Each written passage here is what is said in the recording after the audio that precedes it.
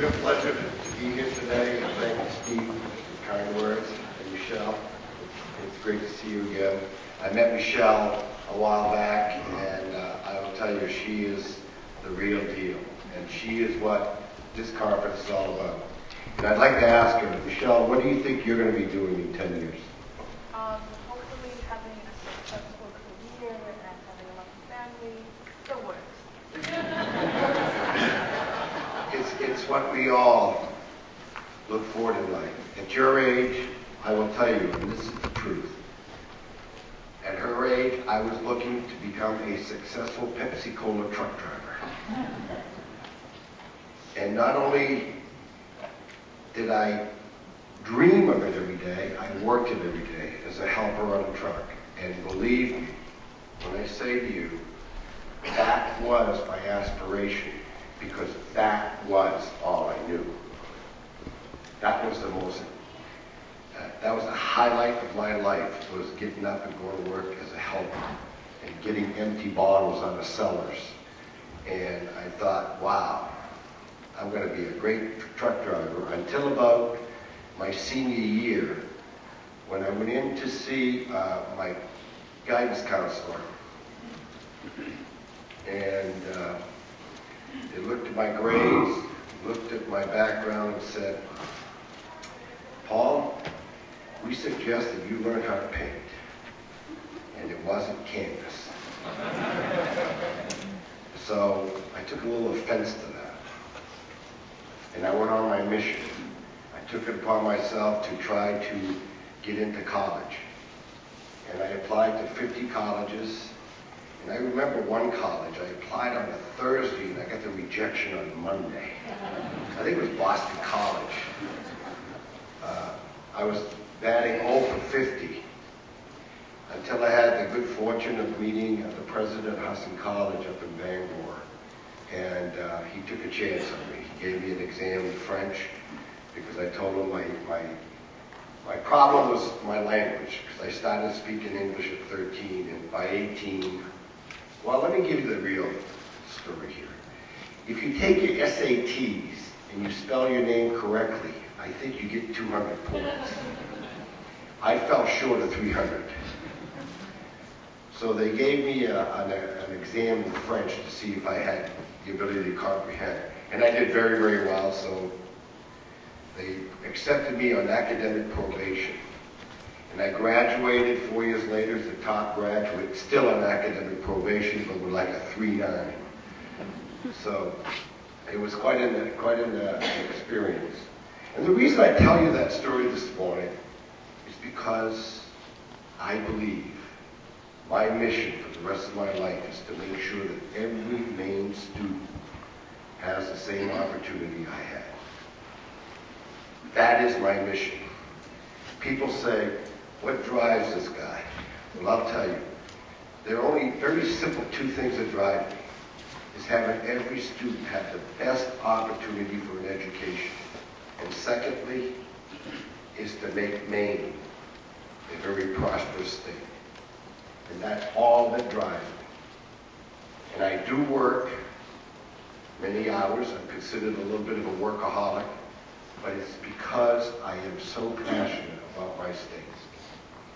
Now today you're going to hear some folks from around the country, and I had the good fortune of listening to these folks at a conference, an education conference put on by former Governor Jeb Bush. I'm telling you, it's astounding what they have to offer and the things that you're going to hear today, the things that have happened in other parts of the nation. You're going to hear from Cony, who is currently the Commissioner of Education in Florida, formerly from Indiana. And if you look at the track record of both those states in the last decade, it's just phenomenal what has happened and what they've done with our kids. And we can do that here. Now, I don't apologize for being a little rough around the edges, because that's what happens when you're on the streets. But I will tell you this. It comes from the right place. It comes from wanting to make sure that every student gets it and that we provide it. Now, we brought a graph up here today, and I just want to say that a lot of people will tell you that I'm anti-schooling, I'm anti-education, I'm anti-everything. But this is what we've done with education. If you see the blue, right here, was historical under my predecessor. And the red is what we've added to education since we've been here in the last 4 years. So to say that the governor of the state of Maine is cutting education is incorrect. To say that the governor of Maine is trying to make up for some major cuts at the federal level, that is correct. And so I am committed to our kids. I am committed to this conference. I'm committed to the people you're going to hear today. It's just phenomenal what is happening. I would say this about the state of Maine. At 18, I hated this state. At 21, I fell in love with it because I got an education. Education opens up, unlocks your opportunities and your ability to face life and have the ammunition and the knowledge to get through and be successful. Now, I would say on a scale of 1 to 10, I've been modestly successful. I'd say I'm a 7. But I want every kid in our schools to be a 9 and a 10. So I hope you enjoyed today's conference. I hope that you really get a lot out of it. Because, in closing, I want to say this. In my life's experience, I will tell you that some children learn with their eyes, others with their ears, others with their hands. Others, they talk their way into success. But the point being is they all deserve it. So we have to give them options, opportunities. I'll give you one quick story about our son Devin. He came here, we got him here from Jamaica. In the first 6 months, I was about ready to pull my hair out. What am I going to do with this kid? He doesn't want to study. He doesn't like U.S. government, U.S. government, history, he couldn't stand. Geography, he knew where Jamaica was and where Maine was, and he found Maine very cold. So I went to the superintendent, I said, what am I going to do with this kid? He's driving me crazy.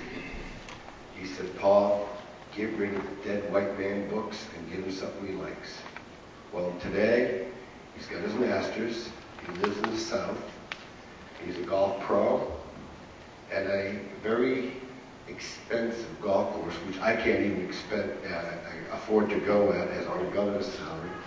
Come on, Roger, you got to give me a raise. No, in all seriousness, he has done very well. He's married to a lovely young lady who's on the Olympic team.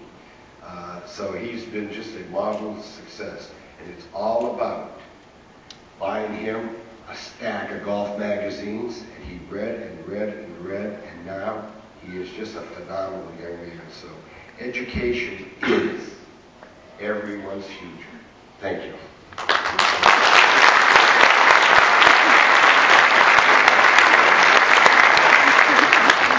All right, so we're going to do a little transition here for a couple of minutes. So thank you, Governor. Thank you, Michelle, for your time. And I'm going to ask our first set of panelists to come up. While we're making this quick transition, I want to point out a couple things in terms of how we want to have today work. You should have got